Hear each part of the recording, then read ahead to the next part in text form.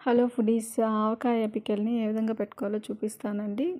మనం ఇట్లా గాజు దాంట్లో సేవ్ చేసుకుంటే కొద్ది రోజులు ఉంటుంది. ఇది లాస్ట్‌లో ఊడ్చేసుకున్నాక అన్నం వేసి కలుపుకొని తింటే చాలా బాగుంటుంది టేస్ట్.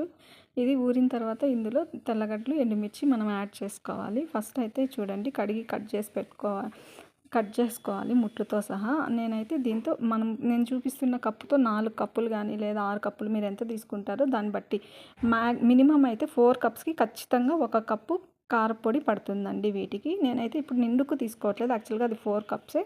4 కప్స్ కాబట్టి నేను 1 కప్పుని కారపొడిని యాడ్ చేస్తున్నాను. 1/2 కప్పు సాల్ట్ యాడ్ చేస్తున్నాను. 1/2 కప్పు కంటే ఇంకా కొంచెం తక్కువగా ఆవపిండి యాడ్ చేస్తున్నాను. 2 టేబుల్ స్పూన్ మెంతిపిండిని యాడ్ చేస్తున్నానండి.